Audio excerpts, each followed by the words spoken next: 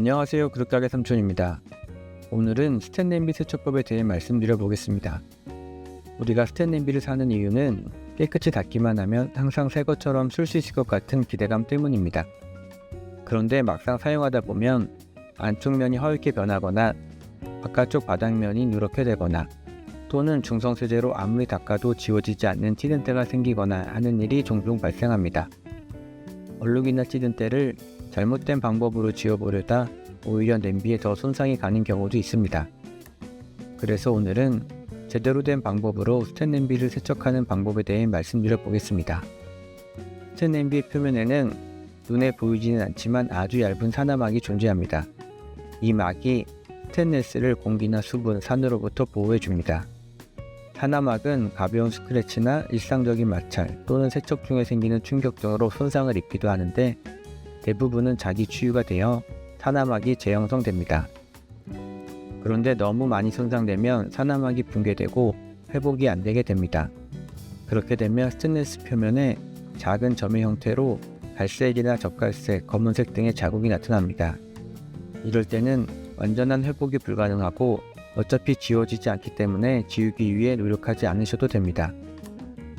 그럼 우선 난이도가 가장 쉬운 스텐 냄비 안쪽이 허옇게 됐을 때 얼룩을 없애는 방법을 알려드리겠습니다.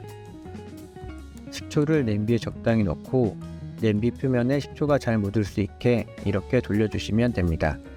냄비에 남아있는 미네랄은 알칼리성이고 식초는 산성이기 때문에 식초를 만난 미네랄은 녹아서 사라집니다.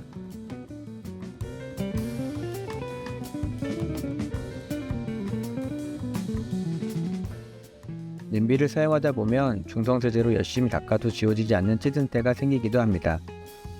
스텐 냄비의 찌든 때를 제거할 때는 과탄산소다를 사용하는 것이 효과가 좋습니다.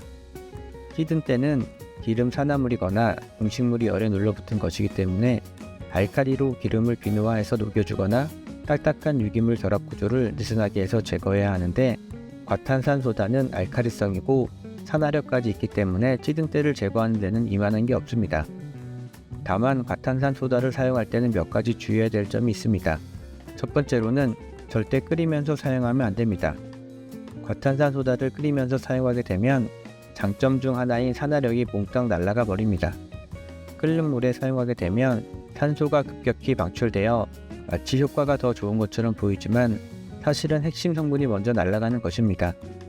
최대 30분이 넘지 않게 60도 이하의 물에서 사용해야 합니다.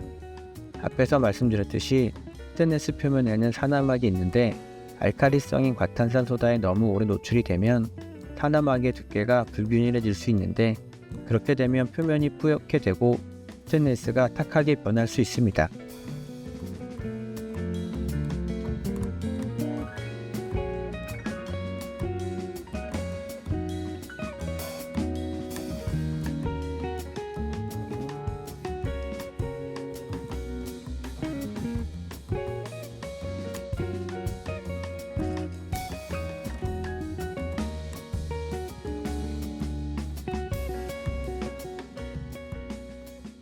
마지막으로 센 불에 사용했거나 빈냄비를 오래 예열해서 생기는 갈변 현상이 있는데요.